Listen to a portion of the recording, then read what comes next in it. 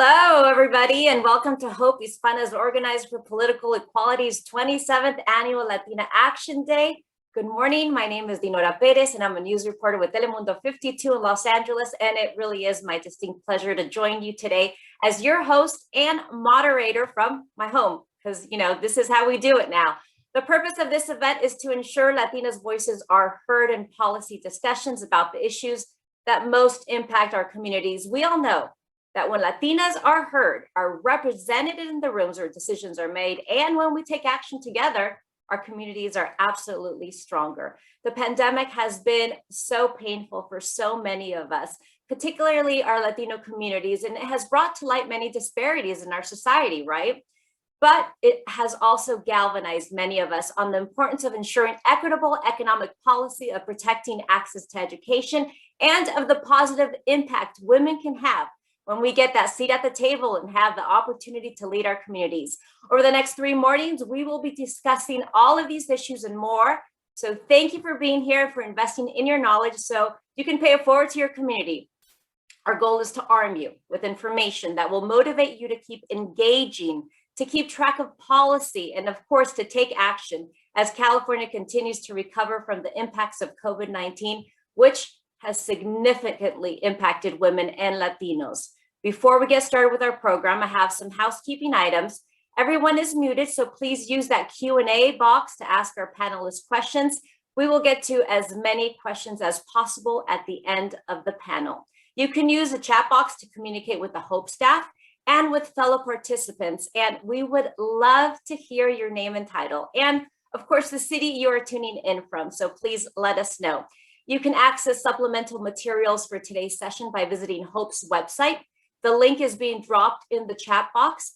And today's program will last about 90 minutes, and a recording will be available on Hope's Facebook page and website after the event, so you can reference the webinar in the future. And be sure to join us tomorrow and, of course, Wednesday for sessions 2 and 3 of the Latina Action Day series. So before we dive in today's panel on the road toward California's economic recovery with some of the state's most insightful policy experts and elected officials, we will hear from some special guests who will help us frame this important conversation, including Conference Co-Chair Selinda Vasquez, co-title sponsor Representative Henry Videa with Chevron, and Assemblywoman Wendy Carrillo. They're all coming up. After the panel, be sure to stick around for a message from Governor Gavin Newsom and a quick 10-minute virtual advocacy action, and you are all invited to take part in. So let's dive in, right? It's my pleasure to introduce the co-chair of this year's Latina Action Day, Selinda Vasquez. Selinda is an accomplished public affairs leader with an extensive background in community engagement, organizing, government affairs, advocacy, public policy, and communications. And if that wasn't enough, she is currently serving as the Chief External Affairs Officer for Planned Parenthood Los Angeles and is a commissioner for the California Commission on the Status of Women and Girls. Welcome aboard, Selinda.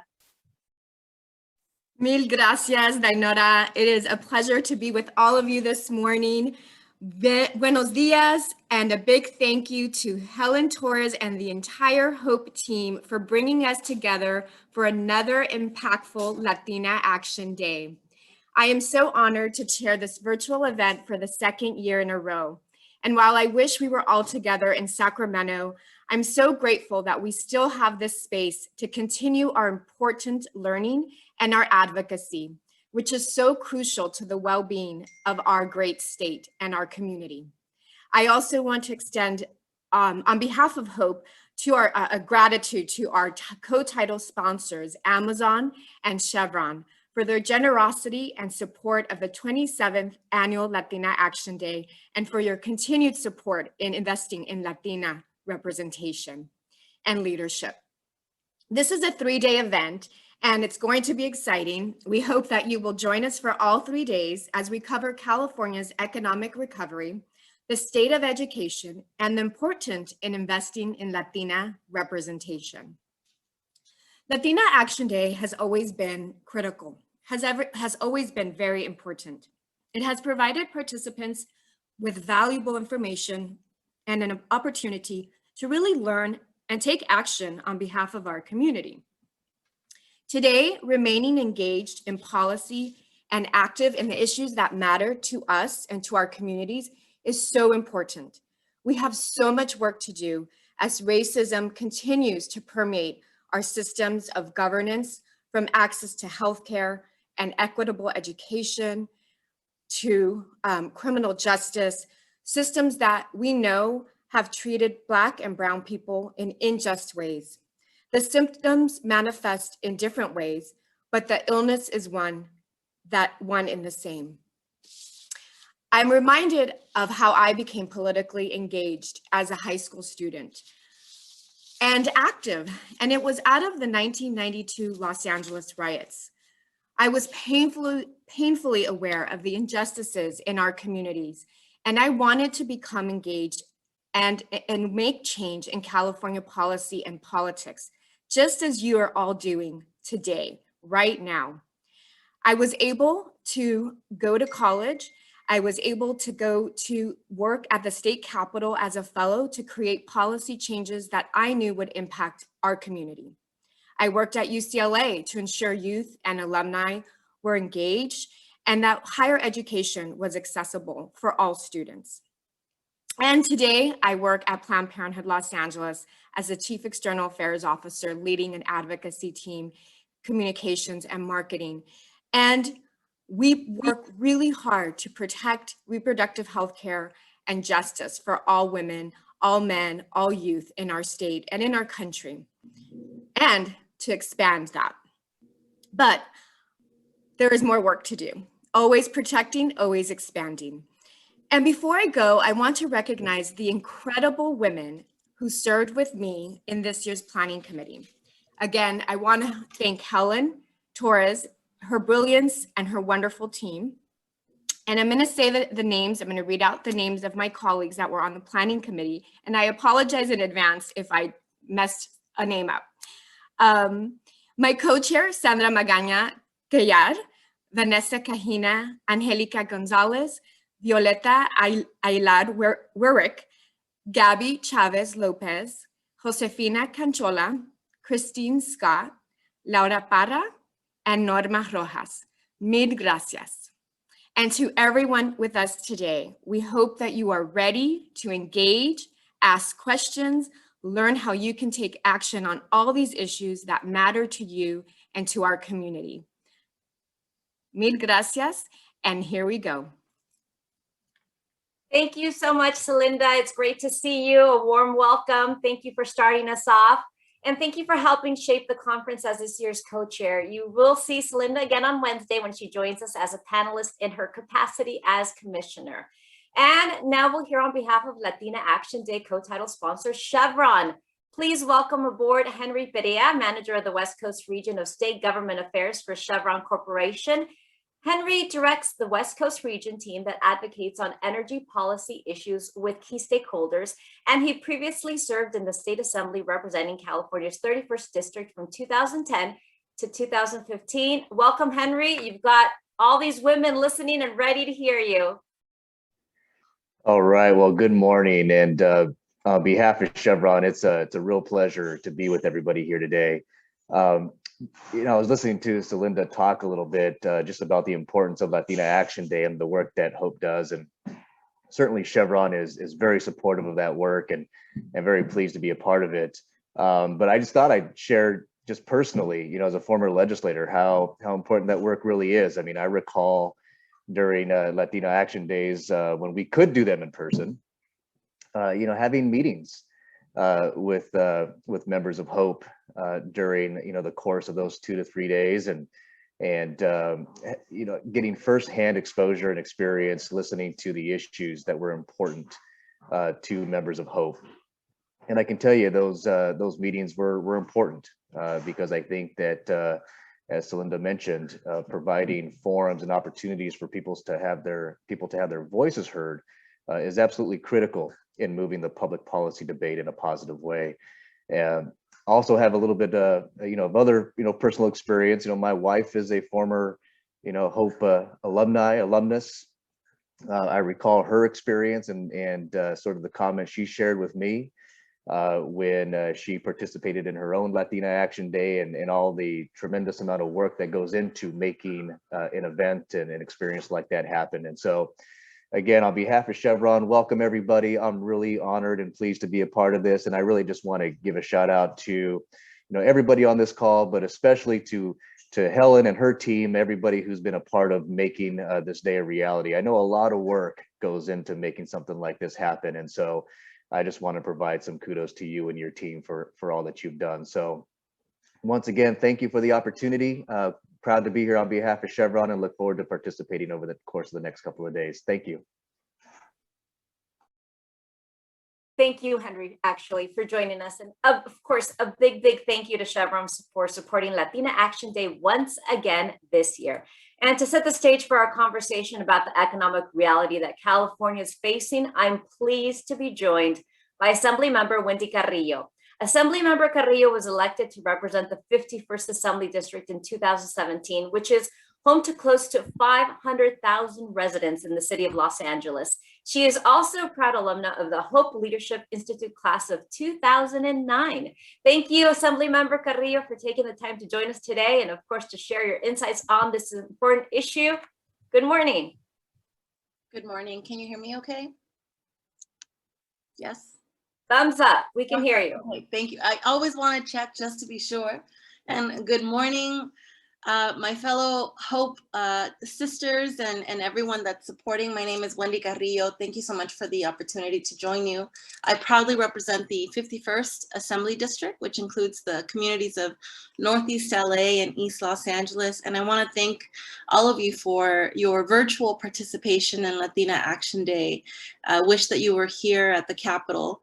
But given our current situation, I hope that we all get an opportunity to be together sometime soon. And I bring greetings from the land of the Nisenan, the Maidu, the Miwok, and the Miwok peoples. And I would like to extend a thank you to the Latina of Influence and Making Waves honoree, our own Helen Torres, Hope's CEO, and Latina Action Day Chair Celinda Vasquez for having me here today. And thank you to all of the panelists that are participating later on today, Didi Myers from GoBiz and the Governor's Office, Sonia Diaz, who's a rock star at the UCLA Latino Initiative, Supervisor Cindy Chavez from Santa Clara County, Assembly Majority Leader, Eloise Gomez Reyes from San Bernardino, and moderator Dinora Diaz from Telemundo. Every time that we have an opportunity to get together, there's such power in the room, whether it's here at the Capitol or even here virtually. This year, I was appointed to be the chair of Budget Subcommittee 4 on State Administration, which means to all of you that love Hamilton, I was in the room where it happened, where decisions were being made about our budget. And I believe that our budget is a reflection of our values. I've also been had the opportunity to be a part of the Unseen Latinas initiative, which was started by my colleague, Assemblywoman Lorena Gonzalez out of San Diego. And we've been having hearings where we know that much of the data that we already knew personally is actually quite real, and the impact that Latinas have had during COVID, both in the pandemic and the recession. Hope actually presented a report that 30% of Latinas and 40% of undocumented Latinas in the state lost their jobs compared to 9% of white women. Unemployment in California for women reached 19% to 15% compared to men. In sectors like leisure and hospitality were especially hard hit. 57% of workers in the leisure and hospitality industry are women. For instance, the majority are immigrants and many are undocumented. UC Berkeley labor study, as well as a UC Merced and UCLA study, showed that the economic downturn impacted non-citizen women, Latinas, more than anyone else, and low-wage workers were directly impacted due to the COVID-19 pandemic. I know this very well in my community. We know that because of the amount of essential workers in East Los Angeles and in the Northeast, we were one of the highest impacted and yet also one of the lowest counted in the census across the state, despite all the outreach that we try to do during the pandemic, which means that the resources coming down to communities like mine may actually be potentially less because of that. I want to share just a couple more things. In the context of all of the 32 million COVID cases in the United States, there's about 572,000 deaths, 60,000 of which were in California, and about 19,000 were related to Latinos that were impacted by COVID. And I share those numbers just to share the reality of what many of us, I think, have experienced in our community, and that was the equity to get first a COVID vaccine test, and now the COVID vaccine, the actual vaccines that need to go into our community. So I'm looking for partners, just I'm sure all of the members of the legislature are, with all of you, to ensure that our community gets tested and continues to receive the vaccine and is prioritized. So given all that, one of the first things that we did in taking early budget actions, especially in an effort to help and ensure the safety of essential and frontline workers, as well as taking control of our economic downturn. As I mentioned, 61,000 lives lost here in California, 19,000 have been Latino. We have worked to ensure that we have equity in our COVID testing sites, as well as our COVID vaccination sites. We have worked to ensure that workers don't have to choose between going to work and taking a day off. So we ensured an additional 2 weeks of paid sick leave up until September to align with federal plans. We worked to deliver $2.6 billion with a B in rent relief for struggling individuals and families. And yet we also know that Latinos have not taken advantage of this rent relief. So any information that you can share with your networks would also be incredibly important. We work to expand the Golden State stimulus to include more households excluded from federal relief, as well as additional funding for low-income Californians, including EITC.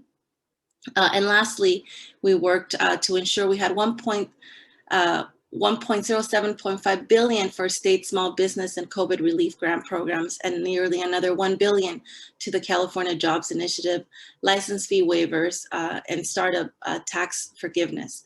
So there's been a lot of work being done to ensure that we can do both. We can protect workers, and we can ensure that businesses are successful and continue to thrive.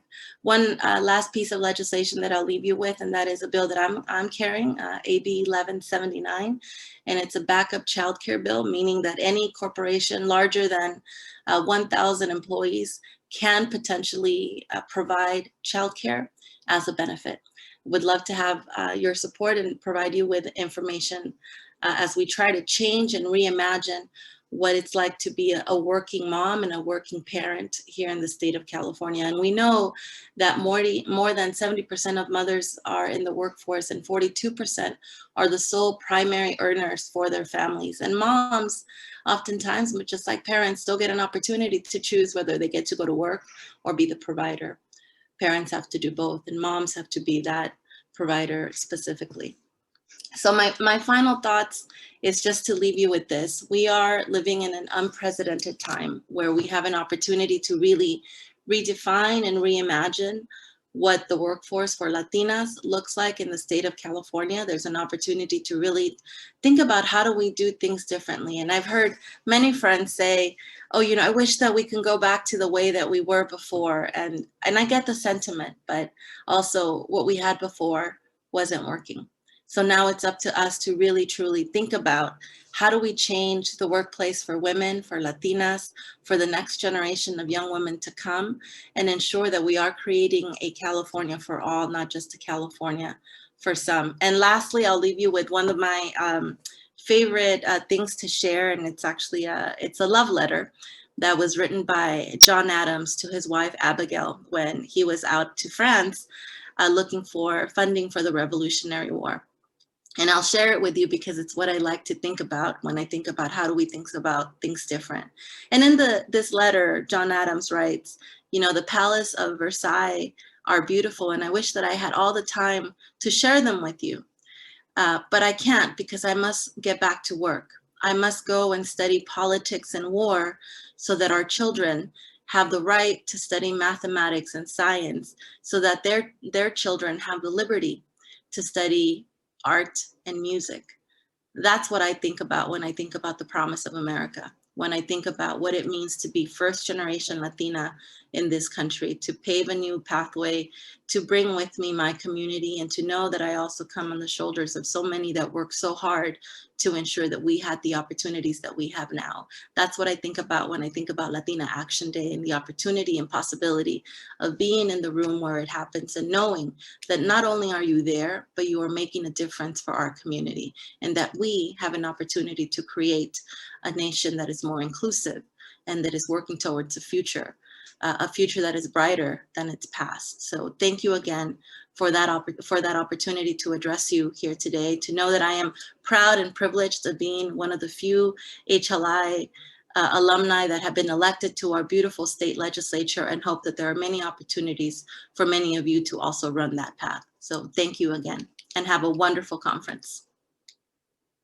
That was beautiful. Thank you very much, Assembly Member Carrillo, for joining us. Thank you. That was wonderful. And of course, thank you for all you do to represent our communities in the State Assembly. And now it's time to get to the panel. I want to remind all the participants to please use the Q&A box to ask questions. We will take time at the end of the session for our panelists to answer as many as possible. The program will last about an hour, and we will provide you with a recording so you can reference the webinar in the future. So let's get started. As California finds its path towards an economic recovery, what short-term and long-term investments are needed to ensure the equitable recovery for the Latino community? What policy proposals in the California budget are likely to make the largest impacts for Latinas, for students, and for entrepreneurs? And we're going to also hear from leading experts and decision makers about how the California budget will set the course for recovery across the state, and how we can ensure economic recovery is inclusive of Latinas. I'll introduce our panelists as they are brought up on screen. We're going to start with Majority Leader Assemblywoman Eloise Gomez-Reyes. Good morning, Gomez-Reyes. She was recently appointed as the first Latina to serve as Assembly Majority Leader and was elected to the California State Assembly in November 2016 to represent California's 47th Assembly District, which includes the communities of Colton, Fontana, Grand Terrace, Rialto, San Bernardino, and the unincorporated communities of Bloomington and Muscoy.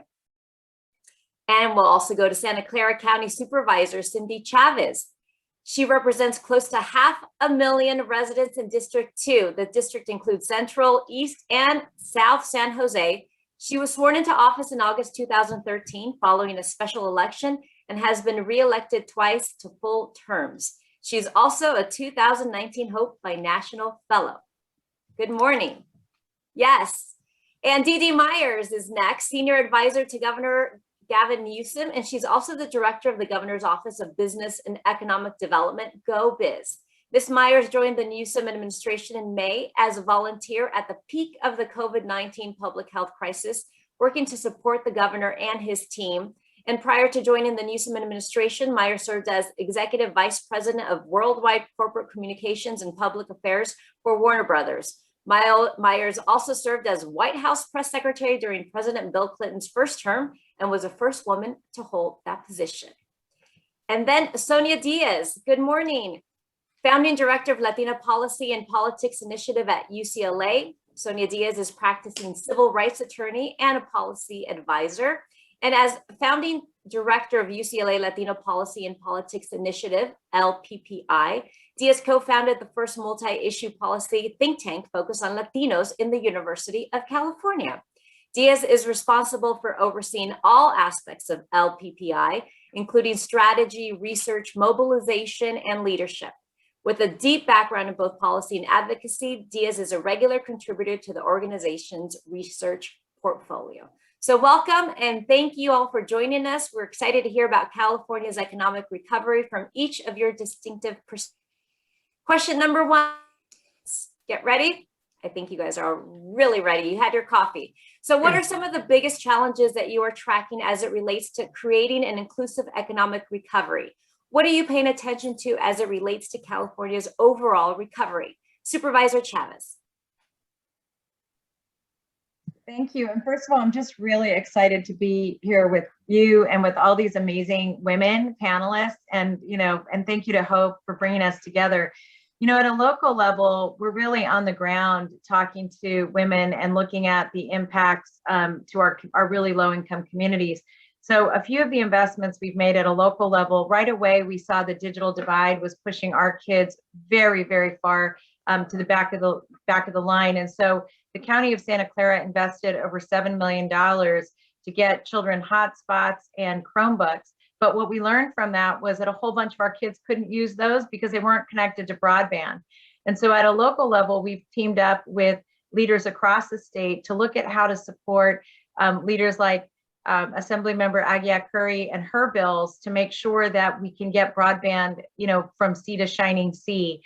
So that's one area. And then I'll just talk about two others briefly. One, in addition to supporting a moratorium on rent, we also raised almost $30 million locally between the business community, governments, and nonprofits in order to be able to support people who weren't able to access other kinds of resources from the federal or state government, either because they were undocumented or they just didn't have the paperwork it took to get the resources they needed.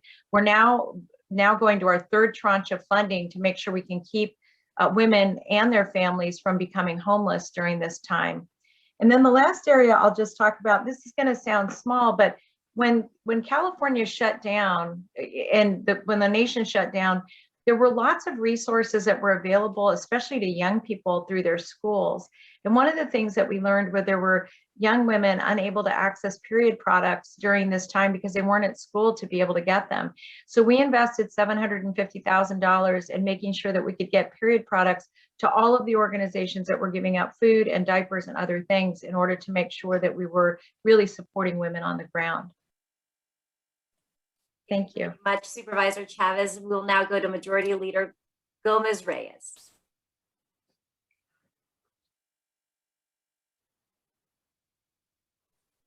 We don't have Majority Leader Gomez Reyes. Am I the only one who can't hear her? Okay, maybe let's go to Dee Myers. Great. Well, thank you. It's an honor to be with all of you today. So thank you to Hope for bringing us all together, and delighted to be with this group of panelists. So thank you again for having me. As you know, the state has been obviously focused on recovery, I think on two tracks. One is the short term, getting through the pandemic from a health and a business perspective and an economic and worker perspective, but also then some of the longer term initiatives that Supervisor Chavez just talked about and some other things. So job one is pandemic recovery. And so that starts with vaccines and getting vaccines into the arms of as many Californians as we possibly can. In particular, the communities that have been hardest hit, both because of their exposure through their jobs, through the LMI tracks where they live and work, the fact that they can't stay home and work from the other end of a computer as we're all doing today. And so we both have accelerated vaccine distribution, but also with a particular focus on reaching those communities most impacted. And in fact, the governor distributed, we set aside $17.5 million to go to community-based organizations to make sure that we were getting directly into those communities. The effort's been going really well. California now has the lowest infection rate of any state in the country. We're about to hit 30 million total vaccines distributed. And those two things have worked together to allow us to begin to think about reopening the economy. But we're not there yet, particularly on distributing to those. We looked at the Healthy Places Index, the HPI, to determine, where do we need to accelerate our efforts. And first we started focusing on the lowest quartile, and now we're focusing on the two lowest quartiles, so the lowest half. We still have a lot of work to do to make sure that as we ramp up that vaccine distribution and as we continue to make progress, that we make sure that the communities most impacted are on our radar. Can be harder to reach, can be harder to convince. There's some vaccine hesitancy, as you all know. Anyway, so that's going well, but we're not going to take our eye off the ball of equity being the most important kind of lens that we're watching vaccine distribution. The other thing, and from my perspective of running the Office of Business and Economic Development for Governor Newsom, we're also very focused on making sure that we support the communities and the small businesses that have been hardest hit. And we all know small businesses are the backbone of our economy. They employ more Californians than any other sector, and they've really suffered through this pandemic. And so the governor, with the support of the legislature, has rolled out a program, $2.5 billion in small business relief grants. We've already distributed around 140,000 of those loans between $5,000 and $25,000. We have one more round of grants to be distributed. Application process opens in 2 days. So anyone who's still interested or knows somebody who is, please go to CA's.grant.com. It's careliefgrant.com, and you can get all the information that you need there. The application process is pretty easy. So, but there's more we need to do, and I think Supervisor Chavez talked about closing the digital divide. That is high on the governor's priority list as how do we build back better? And not only is the state dedicating significant resources to that, but the federal government has stepped up, and it is great, I must say, to have a partner in the federal government again who's helping with everything from vaccine distribution to business support to rent relief.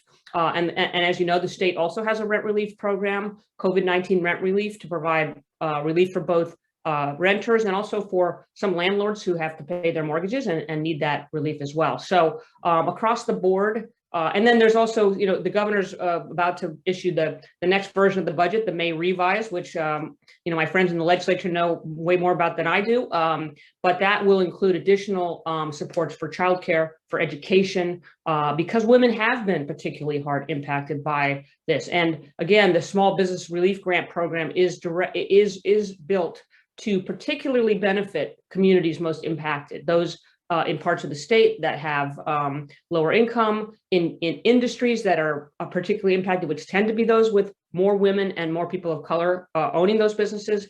And so we will continue to focus on all those fronts in the coming months, and then looking to the longer term to how do we build back better.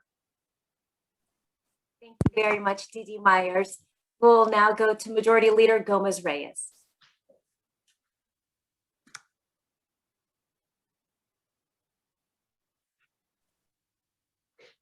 Having a difficult time connecting. Sonia Diaz, you are up then. Apologies to Assembly Member Gomez Reyes. I can't wait to hear from you. I know it's just the mute button, but my name is Sonia Diaz. I work at the intersection of law and policy, and unfortunately we found ourselves really with matters of so many first impressions, whether it was a global pandemic, a renewed outcry over police abuse, widening and worsening economic inequality, and then of course our climate disasters. All of this really presents an opportunity for us to not necessarily just build back better, but to really re-envision failed systems. And so my work at the UCLA Latino Policy and Politics Initiative has really been asking a singular question. To what extent are policies and procedures integrating the needs of the new majority? And these are workers of color, they're Asian Americans, they're Latino, they are Black women. And one of the things that we found with our research is that some of these interventions are actually leaving these communities worse off. And so the good news here is that there is an opportunity. And the opportunity lies squarely with women of color, particularly Latinas, who have an outsized role, not only in our workforce, but in small business development, in being the breadwinners, in driving forward ingenuity, but they frankly are being left out, whether that's not accessing the Paycheck Protection Program, having to opt out of the labor market, which is akin to dropping out of college and expecting that person to come back without any purposeful policies. So the real kind of spotlight for us right now is not what can we do to put more Band-Aids on failures, but what can we do to actually grow? And so President Biden has been a welcome relief in that sense. He has allocated states and localities big piggy banks, likely the biggest investment we're going to see in a generation. And so the opportunity here is, where can we build new medical schools to really embolden a healthcare workforce that is making sure that Blacks, Native Hawaiians, and Latinos are not dying disproportionately for the next public health crisis? Where are we building new housing that fits multi-generational families? How are we protecting small businesses so that they not only exist, but that they grow? Because many of these businesses were singularly focused on providing goods and services to so many Californians who lived in food deserts. And the lack of community resiliency in some of these areas, from the Central Valley to Chula Vista to South LA, meant that those Californians were going to be infected at higher rates and unfortunately see the unnecessary loss of life. So what I'm focused on is how can we actually think differently? How can we build a California that is going to grow? And it starts with workers. It starts with Latinas.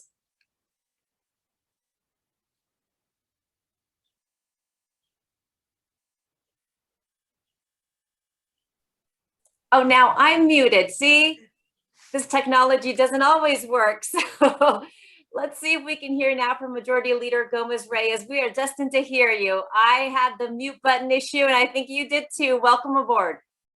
Nora, that's just solidarity. Thank you so much for being on mute just once.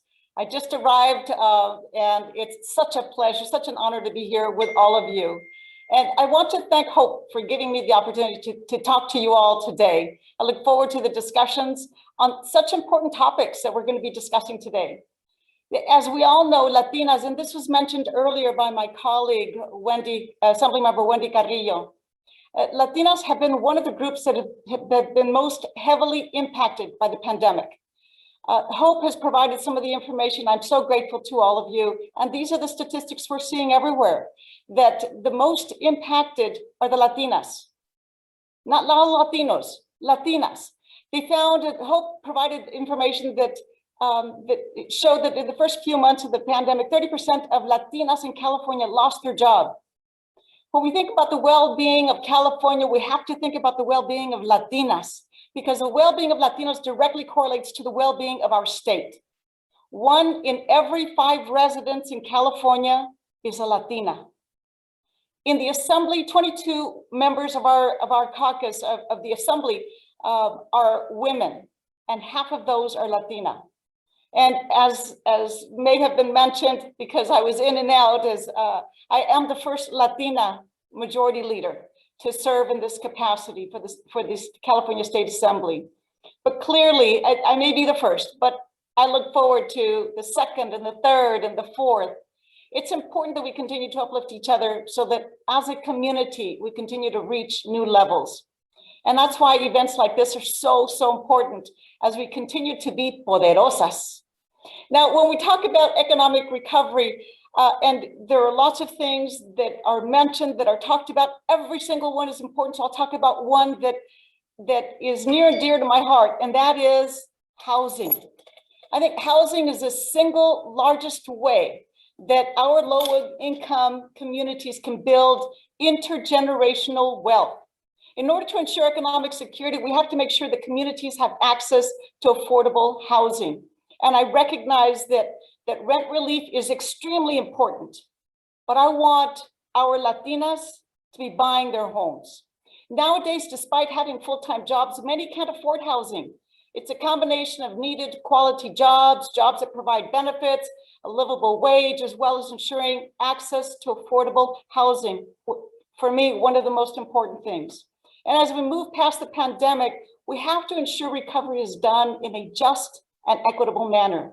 We know that there are some communities that have been impacted by this pandemic harder than others. And as I mentioned earlier, Latinas are the one group most impacted. When we talk about childcare, we talk about loss of jobs. All of these are things that impacted us in an inequitable manner. But it reassures me to see that the State Assembly is prioritizing housing and is doing so in new and innovative ways. In the Assembly, we're seeing efforts to expedite housing, addressing the number of houses that can be built on a single lot, all while making these efforts as accessible to those who need affordable housing the most. So the one area that for me in this recovery, I want it to be different, and I want us to be able to buy those homes to start building that wealth. Thank you. Thank you very much, Majority Leader Gomez Reyes. We do want to be poderosas, so thank you so much for your insight. Question number 2 for the panel. Latinas are the intersection of 2 of the communities that have been the most impacted by COVID-19, women and Latinos. Specifically, Latinas in California had a higher job loss than any other group at the start of the pandemic, just like Assemblywoman just told us, 30%. 89% of Latina-owned businesses are micro businesses, which we know have been deeply impacted. And there's also higher healthcare uninsured rate for Latinas. Can you talk about how you are advancing policies to support an inclusive and also an equitable recovery in your work? Videa Myers.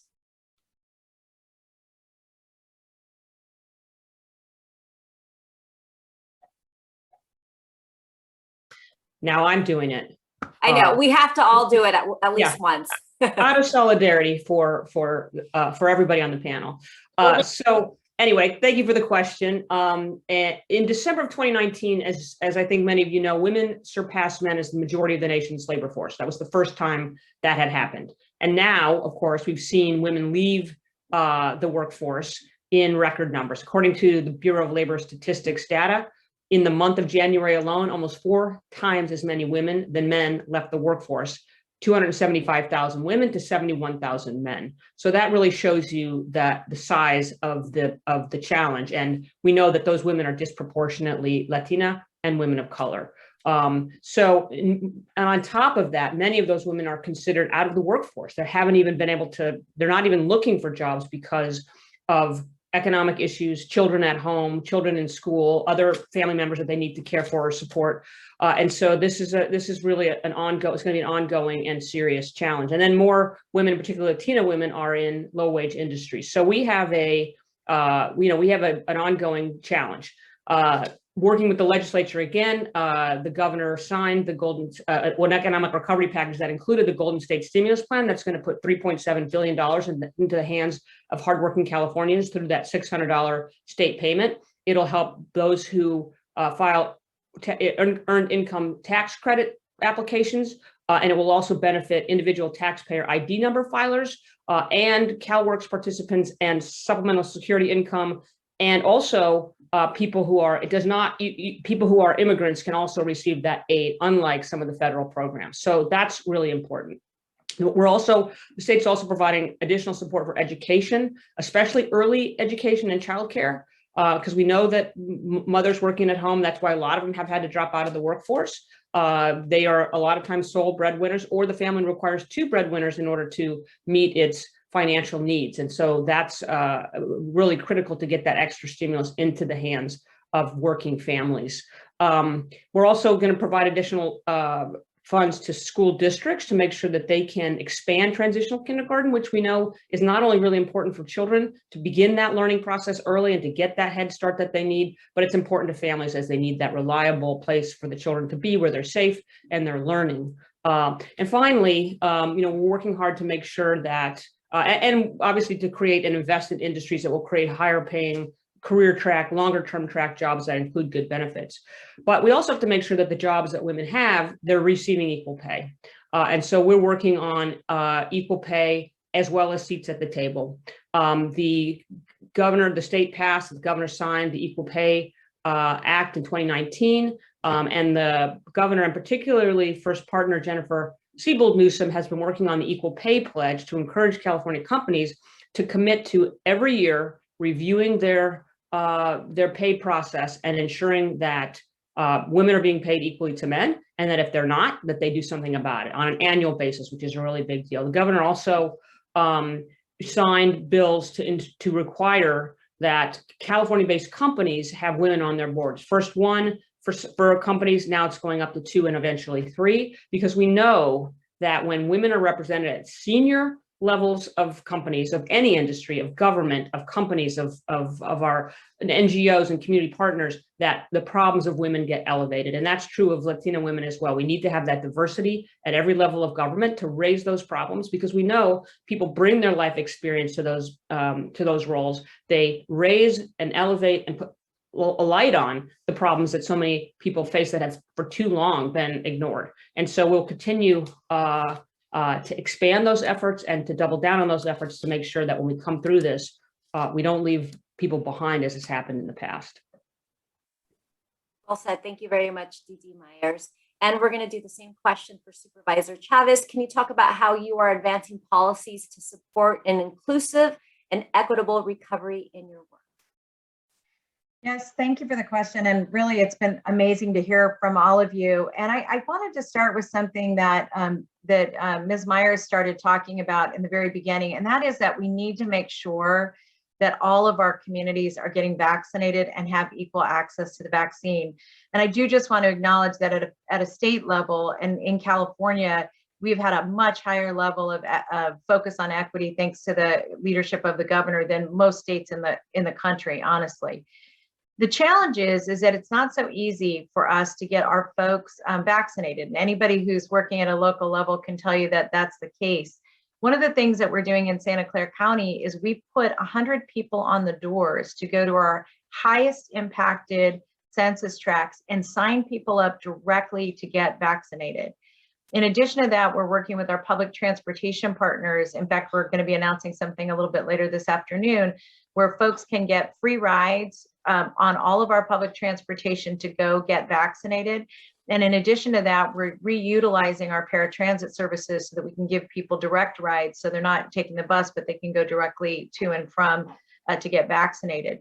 In addition to that, working with small businesses, we also have folks that are going door to door to businesses that are mostly under 25 employees, 50 to 25 employees, making sure that they know that their employees can go get vaccinated, letting them know what the rules are in terms of making sure that folks can get vaccinated, and then encouraging them and signing them up to get vaccinated. The reason I'm emphasizing that is that one of my biggest concerns has been that while we're starting to see more vaccines on the street, that I don't want any tents to roll up until all of our folks have been vaccinated. And so, and especially women. And if you think about this for a moment, the person who's got the busiest schedule, whether she is working or not, is a single head of household, period. And so we've got to dig in deeper to make sure that we can make vaccines available. Let me just talk about two other things at a local level we're doing. We have at the county, we permit, health permits and weights and measures and that kind of thing. We are removing all of those fees for any small business in our community. So when you're opening back up, you're still going to have to follow all the rules and regulations because we want people to be healthy and safe, but you won't pay for those permits. And we think that's a way to leave money in the small businesses' hands, more money that they have flexibility to do something with in terms of really pushing themselves forward. And just two things I wanted to say about women and pay equity. And again, Dee, I really appreciate hearing that.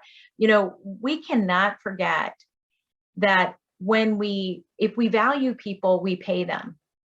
And to live in our communities, even at $15 an hour, which we have a minimum wage standard here in our county, the living wage standard in our county is closer to $24 an hour, meaning that you need $24 an hour to be able to just barely make it. So one of the things that we're doing is two different actions. One is that anybody who's doing contract work with the county has to demonstrate that they pay men and women equally. If they don't, we can end their contract with us. So, and we're looking at, so if anybody who's listening has tools to do those kinds of assessments, we're looking for those tools now. But the other is that we also have an Office of Labor Standards at a local level, and that's intended to be able to deal with wage theft, sexual assault on the job, and all of those things, again, that so many women, particularly women of color, are victimized with, so that we can respond quickly and robustly, and people don't think you can get away with it in our community. Thank you. Thank you very much, Supervisor Chavez. We'll have the same question for Sonia Diaz. Yeah, I think that everything that was shared was so important, but I want us to think about two things, and neither of which are far away. The first was the Great Recession. And so to the Assembly member's point about housing, Latinos more than any other demographic group were the most impacted by the discriminatory subprime mortgage lending crisis.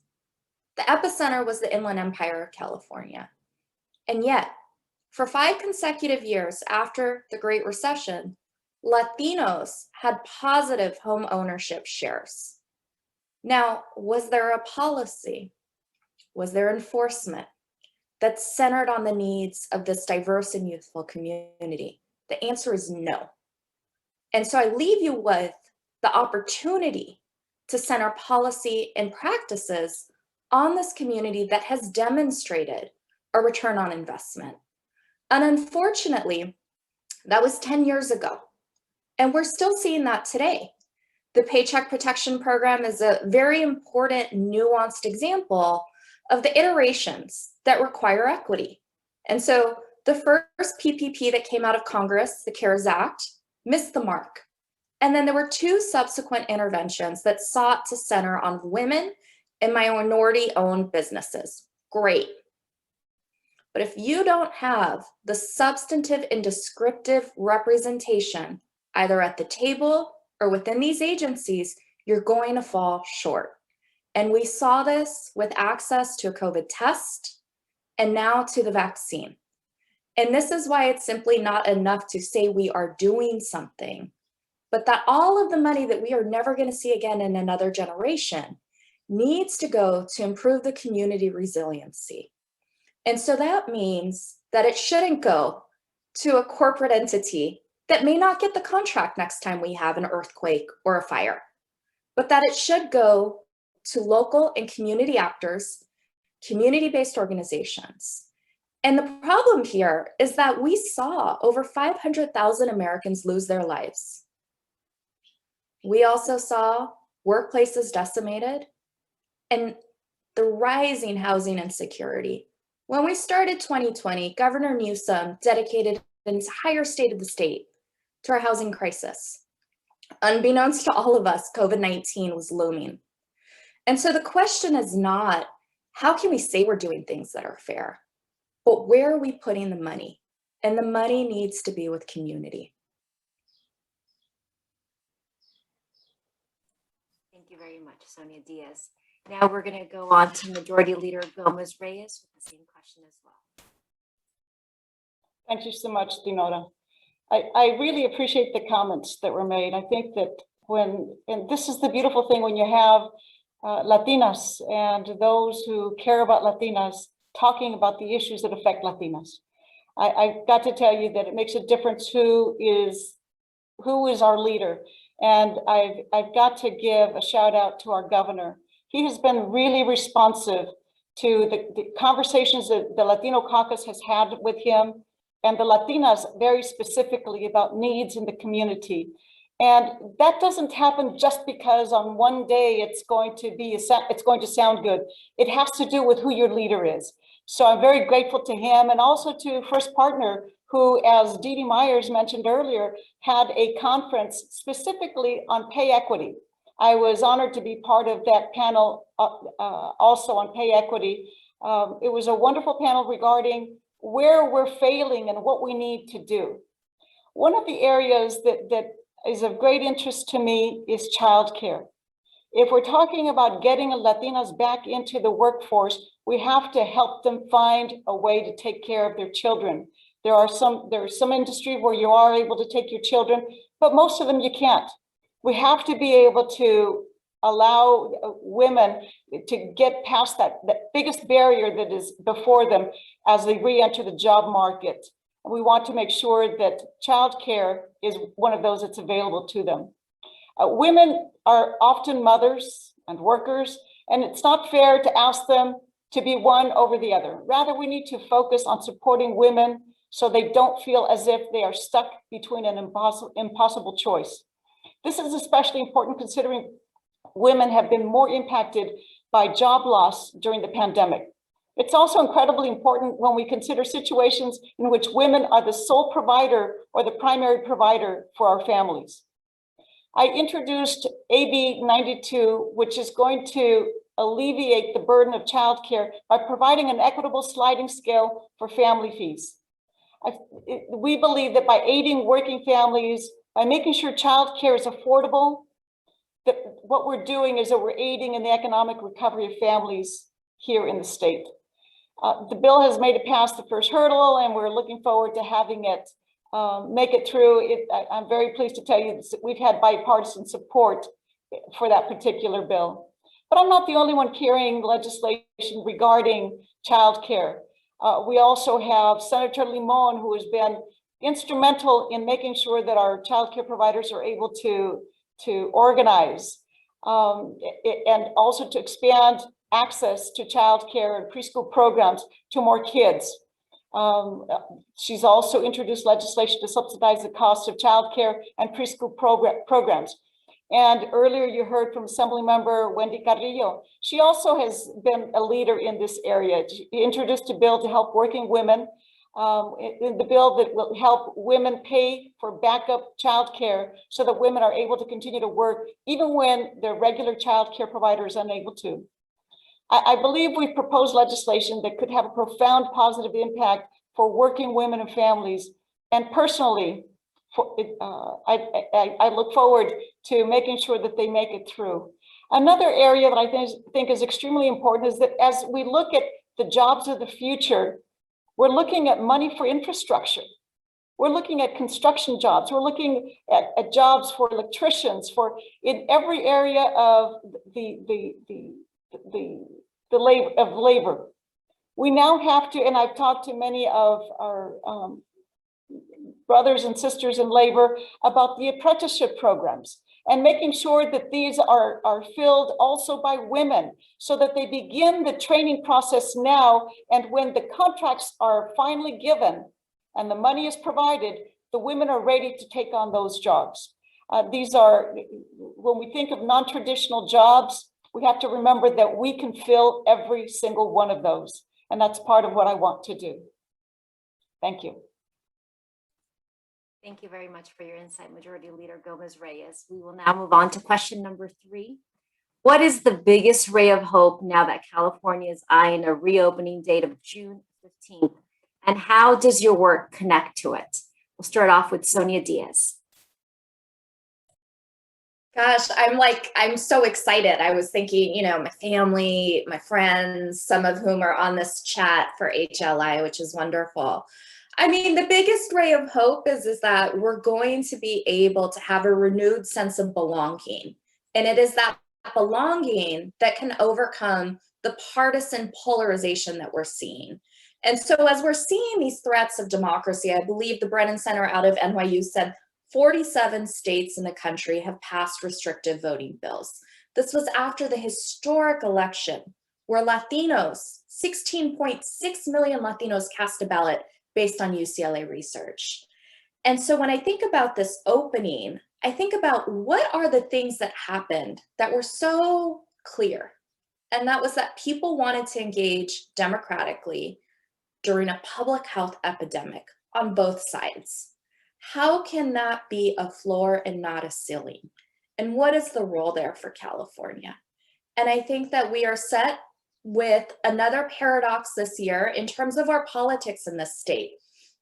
Let's not be reminded of 2003 and the recall and what that meant for our leadership going into the Great Recession where California was the epicenter. So I am excited about the opening. I'm excited about the capacity for people to be able to live in more resilient communities, but I am also very crystal clear about the battles that lay ahead of us, recognizing the resources that we have. And so if I think about, what is the outcome? I hope that the outcome is that we have more young women of color running for elected office and making decisions, because we clearly saw a leadership vacuum over the course of the last 15 months, and we all have a role to self-correct. Very much, Sonia Diaz. I like your excitement, and I'm sure Dee Dee Myers will be just as excited to answer this question. You're next, Dee Dee. Yeah, I am excited to answer this question. I think that obviously this is June 15th is that light at the end of the tunnel that we've all been moving toward for so long. And I think it's a combination of the investments that we've made in making sure that vaccines are equitably distributed and that the state people have stepped up and they've honored the kind of responsible protocols that have allowed us to become the state with the lowest infection level in the country. Went from really a dark winter to being at this place because we've made responsible investments and we've taken responsible steps. So really excited about the June 15th opening. We're going to continue to observe some of those protections, wearing masks when it's required, making sure that we wash our hands and do all the things that have gotten us this far, but being able to go back to business and open up and bring people back into the workforce safely is just really exciting. In 2020, in spite of the pandemic, California had a record number of small business starts. We saw a 20% increase in small business starts, which was remarkable. And partly, to Supervisor Chavez's point, it was because the state did away with startup fees, right? And that allowed people just that much, lowered the barrier just that much more, and allowed people access. We've also eliminated like the ABC license fees, right? The alcohol license fees for people that were closed, right? They shouldn't have to pay those fees. And so those kinds of supports, in addition to the relief grants, I think has helped get us through it. But we need more than that. And one of the things I'm really excited about is two things that have been touched on. One is because of the American Rescue Plan and the capital that will be available to our businesses in California, businesses that have traditionally not had access to capital, I think we're going to see an explosion in new business starts as the economy comes back, because we're not just going to come back, we're going to come roaring back. And I think that's going to be driven by opportunities created by our small businesses, so many of which are women-owned and Latina-owned in particular. So I think that's super exciting. And we're going to make sure that we provide that access to capital and that those other supports for small businesses and bigger businesses too, as we go forward. The other part is we're not only is there support for infrastructure in the American Rescue Plan, we're going to, I think Congress is going to pass, and we'll see how big it is, another infrastructure bill, and maybe another one after that. And it's not just going to focus on the big ticket items that Assemblymember Reyes Gomez, you were talking about the big, construction projects that we traditionally think of as infrastructure, but it is going to focus on the care economy, right? How do we create higher wage jobs in those industries where we know we're going to need more people who can make a living caring for our children, caring for our parents, caring for people who are disabled and cannot care for themselves. That is the kind of infrastructure that will support growth in our economy, because it will unleash women, and particularly Latina women who do so many of those care jobs, to go out to raise their wages, to create new businesses, to contribute, and to fuel what I think will be a really exciting moment in our, like a once in a generation opportunity. But we cannot take our eye off the equity ball at any step of this journey. So I am really excited. Much, Didi Myers, and I'm sure everyone listening to you is also wanting to roar right back into this new era. So thank you very much. We will now go to Majority Leader Gomez Reyes. Thank you so much. I agree, Didi. The infrastructure is also the infrastructure of our human resources as well. And thank you for mentioning that. That is really important. For me, first and foremost, the biggest ray of hope is the number of folks that are being vaccinated, and how California now has one of the lowest positivity rates for COVID-19, as Didi said. Second, it's witnessing how dedicated my colleagues have been towards a just and equitable recovery. That's a major ray of hope for me. It's not just a recovery, it's an equitable and inclusive recovery. And without a doubt, the COVID-19 pandemic, as we've all mentioned, has impacted all of us. I think that it's shown us that normality is going back to where we were is not where we want to be. It's caused change in the way that we live, and I hope it causes change in the way we will live in the future.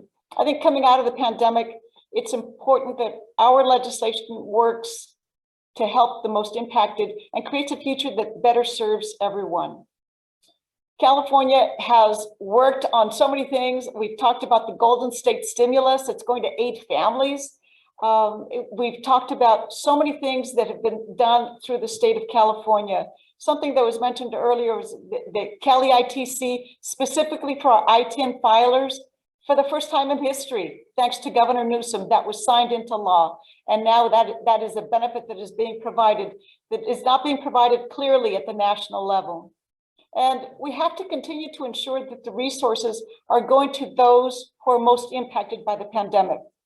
I talked about the apprenticeship. We have to invest in these apprenticeship programs so that as we're coming back to the job market, we make sure that the jobs that are being occupied, that are high quality, high paying jobs, are occupied by all of us, including our Latinas.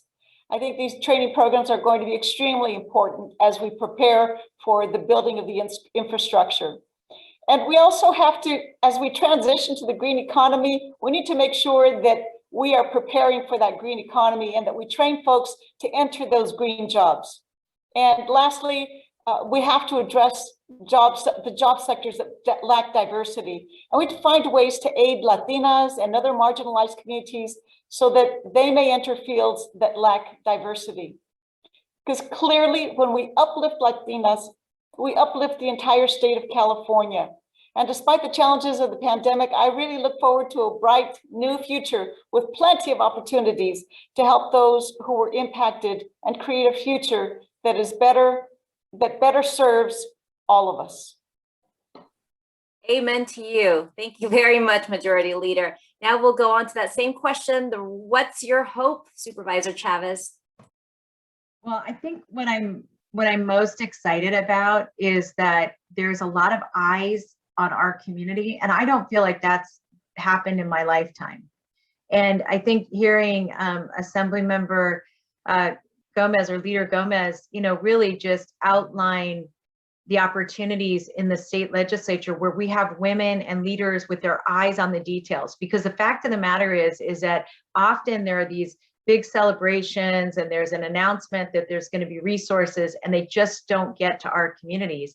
And now having leadership at a state level, both in the governor's office, but in the Assembly and Senate, that are going to look at those details, because those details are going to matter. And I think that's what Sonia was talking about, that we've got to make sure that we're thinking about wealth creation and recognizing that policies don't lift all boats. I think that is a very old-fashioned way of thinking about the economy. And I'll say the other thing is that I think we are at a time in our history, our government's history, where we have to restructure the capitalist,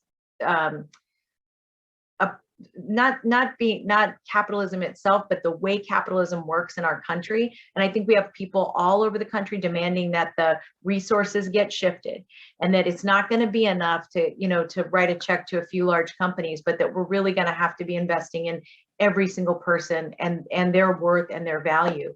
So what excites me is that we have President Biden and Vice President Harris, and they have a vision that I think is very exciting. And we've got to create at a local level the political space and will for our leaders to move these resources swiftly to the people who need them.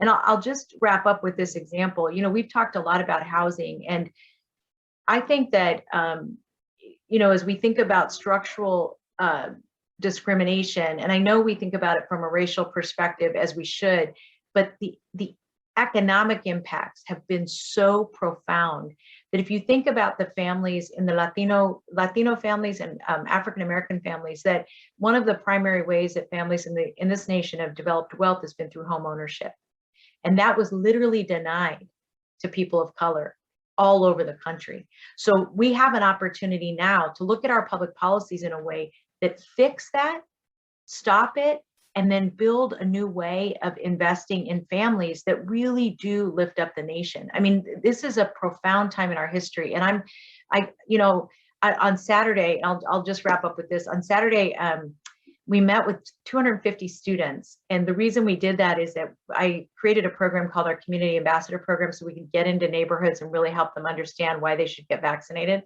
But I'm looking at these 250 young people. They're smart.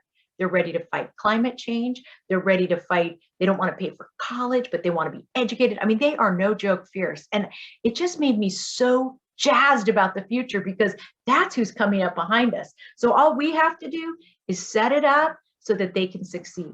So anyway, I'm thrilled. I'm thrilled too. Thank you very much.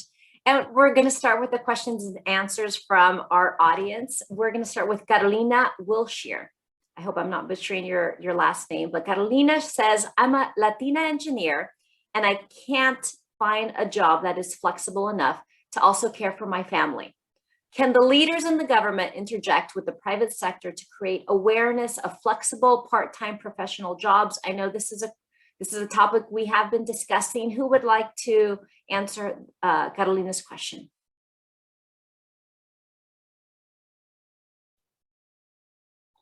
I will. I'm sure there are others who can share, but Carolina, you need to apply for the state of California. We have some great jobs available. And I will tell you that we're always looking for those highly qualified Latinas like you. So do look at that as a possibility. And if you have ideas for legislation, reach out to me, reach out to the other Latinas that represent you in the state legislature. Anybody else? If not, we can continue with the following question.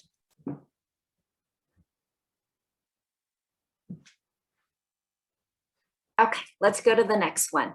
This is from an anonymous attendee. How can we be involved in making sure these bills pass for childcare? Another childcare question. Since I've got two of those bills, if I may answer. It's all yours. The microphone is yours. Call my office because with Assembly Bill 92 and Assembly Bill 47, what we want to do is make sure that our child care providers are not left shouldering the cost of childcare. We've heard from lots of our child care providers telling us, well, providing the child care and you're talking about reducing costs, but we still have the cost. Now we want to protect you as well. Please call my office. I will tell you when the hearings are. We'll share what the plan is and send you copies of the bill and hope that you will support us in that. Yeah, and I would just add that obviously the governor is working with the legislature on additional funding for childcare through the budget process. And so look for that. The budget revised, the next iteration of the budget will be out in mid-May. And then we'll work with the Assembly to pass, to create legislation around those. And I know work with Assemblymember Reyes Gomez and many others on that. There will also be additional spending, as I said, for things like early, transitional pre-K, transitional kindergarten to get kids into school earlier when that makes sense, when that helps parents, when that and to provide that additional set of resources. And finally, the Small Business Relief Grant Program that we stood up in partnership with the legislature.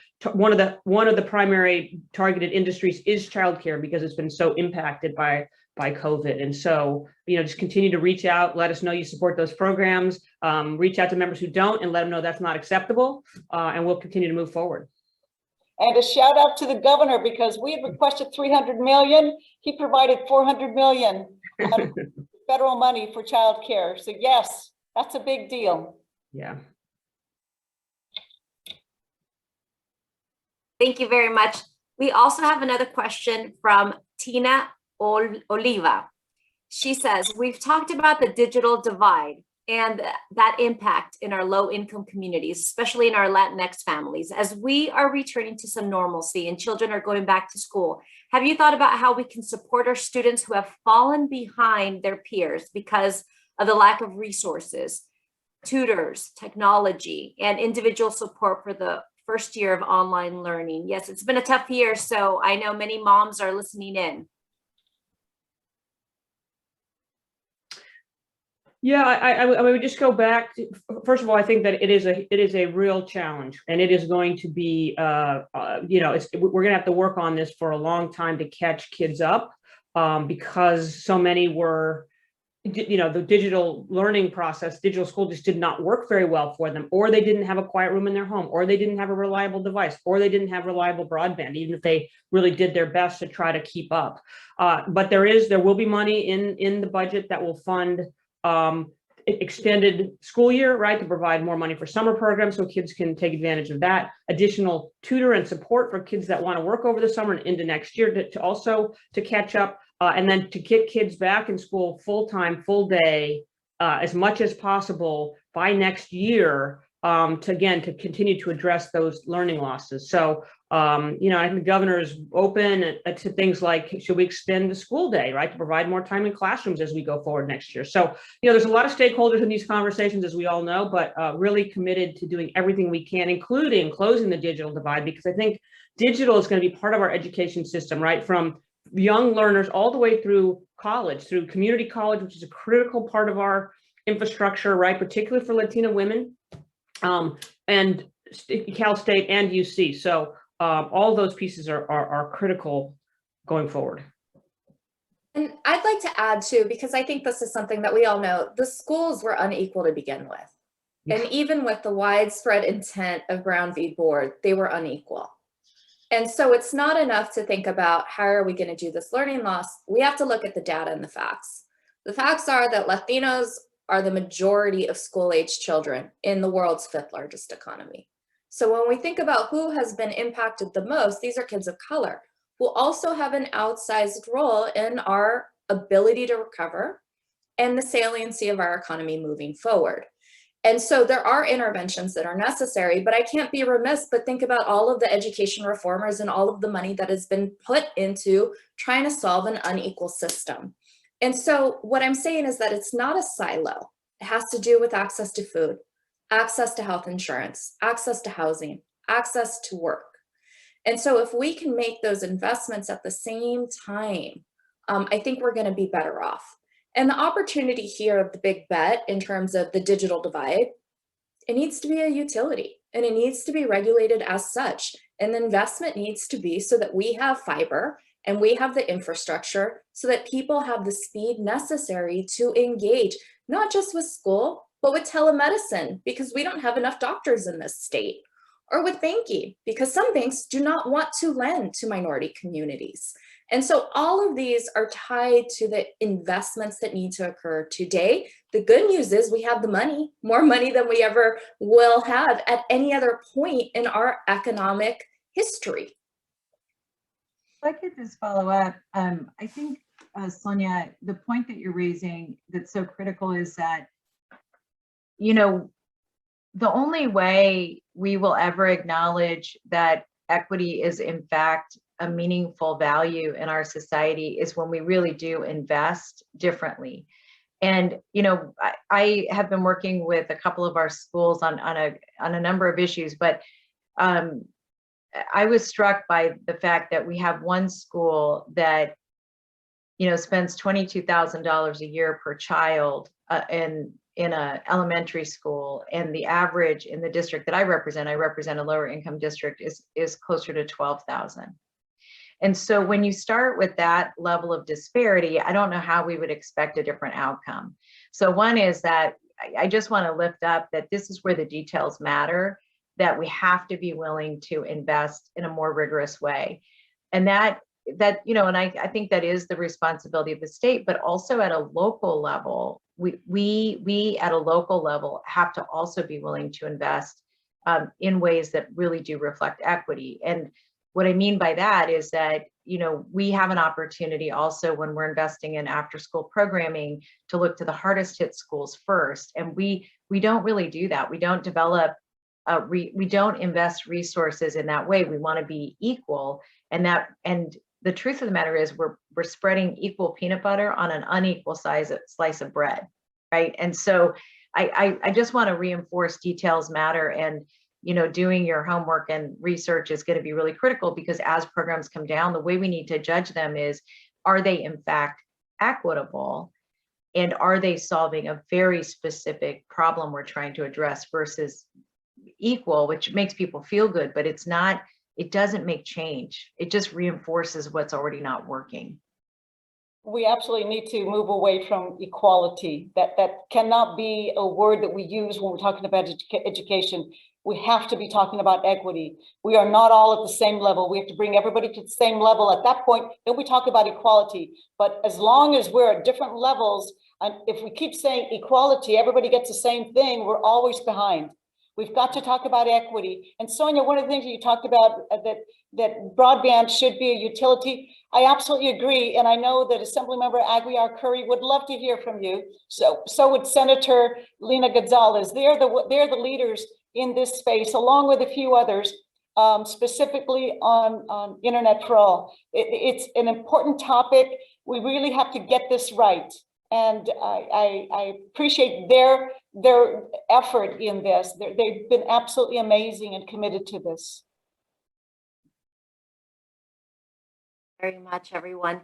We have a question from an anonymous attendee. How are we making sure that Latino undocumented ITIN taxpayers are being provided with economical resources? Even though they do not have a social security number, they still continue to contribute to the economy, but are left in the dark when it comes to government help. And the majority is obviously Latino community. Can I tell you, I talked about this earlier. I'm just so proud that I-10 filers finally, for the first time in history, get to, will qualify and are eligible for the California Earned Income Tax Credit. You have to file your taxes, and then that's what's going to be used for the next, when you apply for the I-10, for the Cali ITC credit. This is the first time in history, and I hope that all of our I-10 filers take advantage of that. You could go online, it can all be, if you put in your information, it'll tell you exactly how much your credit is going to be or how much your refund is going to be. So please let all of our I-10 filers know they are eligible in the great state of California.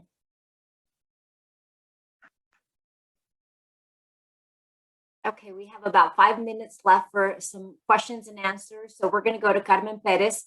The ideas and programs that have been presented are great. These are my questions. How can we improve disseminating the information to the communities that need the services the most? Where can we invest so that the infrastructure is there to provide these resources?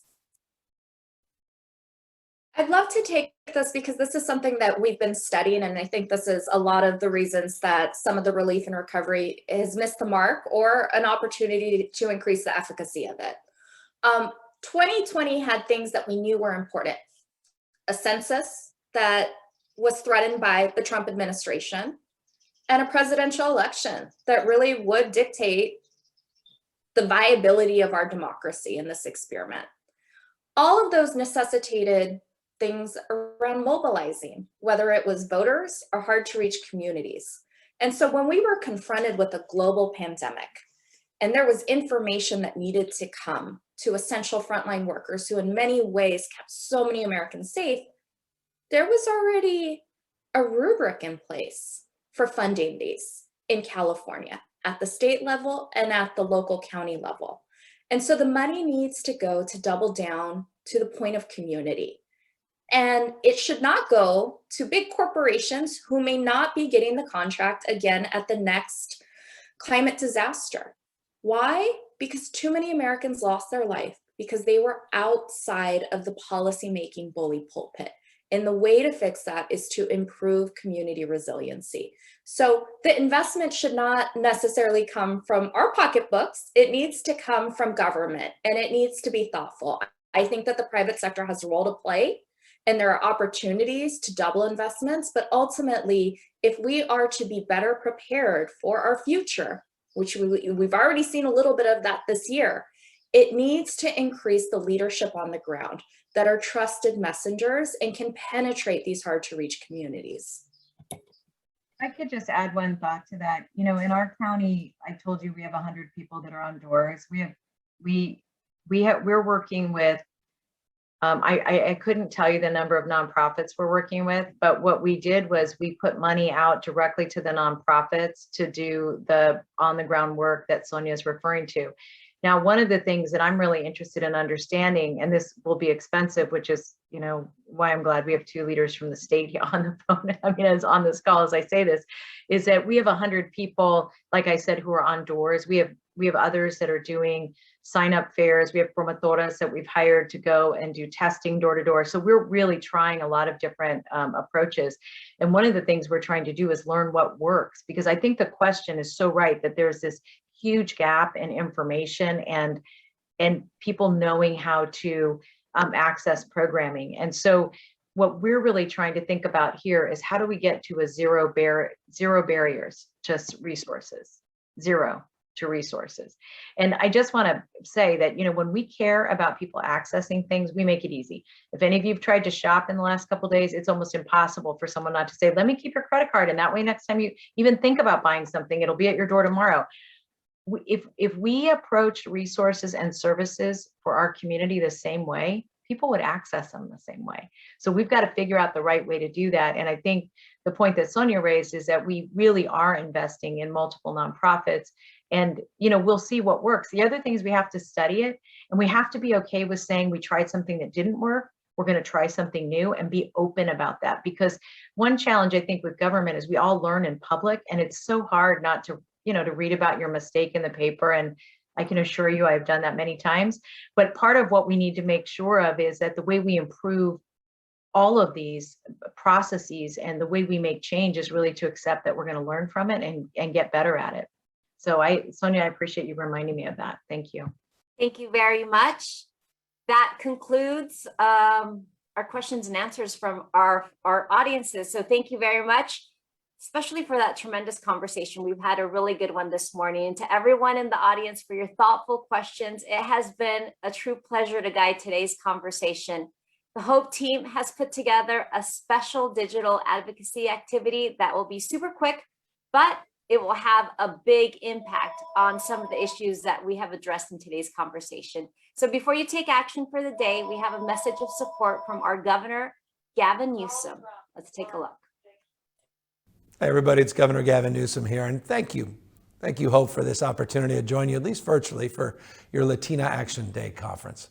You know, as I meet with Latina leaders throughout the state, I see driven, empowered leaders using their accomplishments as well as their education to enrich their communities. Some of them, well, we all know well. We also look up to, like the unrivaled Dolores Huerta. But I've also had the fortune of meeting and seeing the behind the scenes heroes working in clinics, clinic directors administering vaccines to farm workers and nurses that are on the front lines, and teachers also on the front lines educating our children. You know, as California looks to a post-COVID-19 future, we have a once-in-a-lifetime opportunity for truly transformational change. So there are kids, for example, returning to schools, especially those that are living in communities hardest hit by this pandemic, will do more than just catch up, but they'll speed ahead. Businesses that won't just keep their doors open, but they'll have the opportunity to open the floodgates to opportunities. And government, the government that can again create programs that help our state not just survive, but our state thrive. The future California, it's bright. And I know to achieve all of this, representation truly matters. Latina representation truly matters. And I'm proud to have worked closely with HOPE Executive Director Helen Torres from day one, and have had the opportunity to appoint many HOPE alumna, including, by the way, Lourdes Castro Ramirez, Secretary of Business, Consumer Services and Housing Agency, Ana Lasso, Director of the Department of General Services, Cynthia Flores, the Agricultural Relations Board. That's just to name a few. I've also, by the way, appointed 6 Latinas to senior roles in my office, including HOPE alumni Elmi Bermeo, our Regional Director of Northern California, and of course, Ana Mata Santos, who's been on my side as Cabinet Secretary since my first week in office. Look, again, I just want to thank you for letting me not only speak with you during this conference, but thank you for all your faith and devotion caused to true representation, Latina representation. Thank you for advising me, counseling me, and here's to, well, many, many years. Looking forward to working together and continuing to invest in a brighter, more inclusive California for all. Wow, what an inspiring message. Thank you, Governor Newsom, for your support. Hi, everyone. My name is Vanessa Spagnoli. I serve HOPE as the Policy Director. I am so encouraged to see literally hundreds of Latinas from across California join us today for Latina Action Day. The heart and soul of Latina Action Day is to uplift the voices and experiences of Latinas across the state to ensure that we are heard at decision-making tables and that our voices are loud in advancing policies that support Latinas, whether it's educational equity, economic prosperity, or health access. When Latinas are supported, our communities are supported. And our panel talked about that at length today. Thank you. HOPE is excited that this year we are expanding our efforts by using digital advocacy to uplift the voices of Latinas each day of this conference. That's where you all, our audience, comes in. Today, we have the opportunity to advocate for SB 56, authored by Senator Durazo, which expands full-scope Medi-Cal to undocumented seniors who otherwise are eligible. At HOPE, we believe that health for all is more than a hashtag, and it's time for California to fund its promise to undocumented seniors by expanding Medi-Cal to them. In the chat, the HOPE team will be dropping a link that will direct you to HOPE's campaign page for SB 56 by Senator Durazo. On that page, you will find information about the bill and the positive impacts it will have if passed and funded this year. Please take a moment to review this information before filling out the form on the right side. By filling out the form, please add your personal address, not your work address, so that the platform can generate your legislators. Legislators listen to their constituents whom they are elected to represent.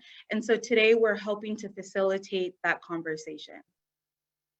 The second screen will offer a support letter template. Please take a moment to add your name and personal reason. Why should Medi-Cal be extended to this population? Why does this matter to us Latinas and to our communities, to our families? Screen 3 will offer you the chance to make a direct call right now or make a 30-second video about why SB 56 should be passed today. The HOPE team is here on standby if you need any support. We're excited to engage in advocacy right now. So let's all spend the next 5 to 7 minutes advocating for SB 56. We'll be playing a little bit of music here and hanging out here. We want to know how it's going in the chat. We talked about why our voices matter today, and today is the chance to apply those in action. So I think our link is dropped. Please hang out with us. We'll be checking back in about 3 minutes to see how we're going, but please take a moment, write your letters, call your legislators. Let's talk about why SB 56 should be passed today. Thank you. Thank you all. I'm seeing multiple folks submitting from all across the state, which is exactly what we are hoping for. Our team's going to drop the link one more time for a few of those that are jumping back on. Please go ahead and follow that link and learn a little bit about SB 56 today. And this is the opportunity to call your legislators and tell them why SB 56 should be passed today. I'm seeing a ton of great feedback. It sounds like the tool is easy to use. People are doing it. This is incredible. Hello, everyone. Thank you so much for your political activism and for paying attention and just being a part of this great Latina Action Day. I'm Helen Torres, Executive Director and CEO of HOPE, and I want to thank Vanessa Spagnoli for leading that advocacy action. I hope all of you continue supporting us through the next 2 days as we wrap up the first day of Latina Action Day. A big thank you to our co-chairs, Selena Vasquez and Sandra Magana Cuellar, for their support, and of course the whole committee. I'm here to say a big thank you to our panelists, Assemblywoman Majority Leader Gomez Reyes, Supervisor Cindy Chavez, Sonia Diaz, Dee Myers. Didn't they do a wonderful job? I know I learned so much, especially about how we can organize to make sure that the resources that are being allocated at the national government comes here and be equitably spent, if you will, and distributed into all of our communities, from the Inland Empire, where I come from, in the San Bernardino area, to across the state, to ensure that we do have good childcare, great schools, and good opportunities for everyone. I also want to thank all the great sponsors. Of course, our Latina Action Day co-chairs, Amazon and Chevron. You heard from the great Henry Pereira. We're very grateful for his leadership. Thanks to our strategic sponsors, Southwest Airlines and Wells Fargo, our executive club sponsors, Comcast, NBC Universal, Telemundo Enterprise, Kaiser Permanente, SEIU California, Planned Parenthood California, and Planned Parenthood Los Angeles County and Orange County, San Bernardino County affiliates. And to our Senate sponsors, AT&T, Facebook, Marathon, Spectrum, Starbucks, and Valero. Thank you very much for your investment and ensuring that hope is strong during these very important times and that the Latina voice is lifted in our advocacy matters. We're also very grateful to all the community affiliates for partnering with HOPE on Latina Action Day and getting their networks involved. And a special thank you to our MC today, Denora Perez, for all the great work she did for us. I want to remind everyone that you will be tuning in for the next 2 days. So please keep abreast of what we're doing. Every day there will be a new advocacy activity that you'll be engaging in, a new bill to support. If you have signed up on the event on Zoom, you'll receive a survey link as well via email. And we will also send you the great video that Governor Newsom made for us, a special address specifically to the Latina Action Day community. We truly appreciate your feedback. If you will send us the evaluation that we'll be sending you back, and we hope that you'll take a couple of minutes to complete it. By filling out the evaluation, you will automatically enter to win an Estee Lauder gift basket valued at $200. We'll be giving away 5 gift baskets. So please make sure that you fill out your evaluation for every day that you participate. When Latinas take action, our communities are stronger. I encourage you all to stay involved, stay informed, and make your voice heard in the political process.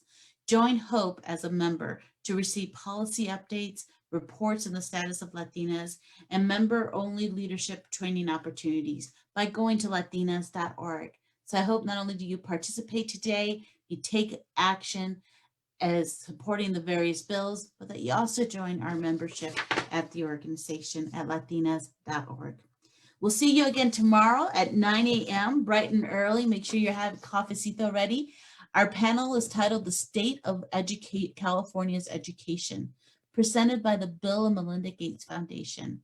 It's going to be a fantastic conversation with experts on how distance learning has exposed the deep inequities of the education system. And as I already mentioned by our previous panelists, we started with a system that was pretty inequitable to begin with. So how do we change that? How do we ensure that Latinas are on the trajectory to not only graduate from high school, but excel in college and move forward into careers of their choosing and of their for them to be successful.